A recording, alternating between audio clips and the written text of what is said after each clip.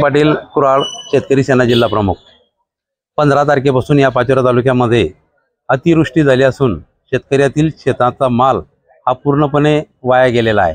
कपाशी असेल, मका असेल, सोयाबीन असेल, उडीद, मूग सगळा माल हा वाया गेला आहे आणि शेतकरी आज अतिशय बिकट अवस्थेत चालू आहे।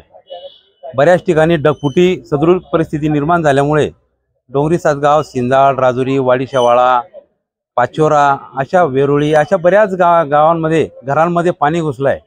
मी आभार मानेल आमदार साहेब असतील, पुनर्वसन मंत्री साहेब असतील, पालकमंत्री साहेब असतील, यांनी या तालुक्यामध्ये ज्या ज्या गावामध्ये ढगफुटी झाली त्या गावामध्ये दौरा केला।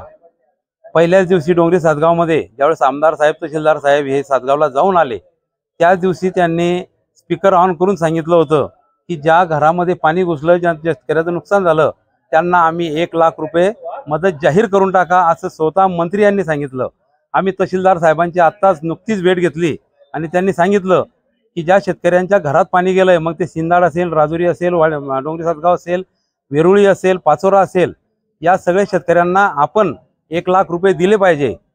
तहसीलदार साहेबांचं म्हणणं आहे की आपण शासनाच्या जाहीरप्रमाणे फक्त 10,000 रुपये देऊ शकतो, पण मंत्री महोदय जर स्वतः सांगत असेल, शासनच जे शासन चालवत आहे तेच जर सांगत असेल, तर 1 लाख रुपये द्यायला काहीच हरकत नाही आणि ते त्यांनी दिले पाहिजे असं आम्हाला वाटतं। लवकरात लवकर हा तालुक्यातील पंचनाम्याच्या मागे न लागता हा संपूर्ण तालुका ओला दुष्काळ जाहीर करून शेतकऱ्यांना मदत दिली पाहिजे, हे आम्ही शासनाला विनंती करतो।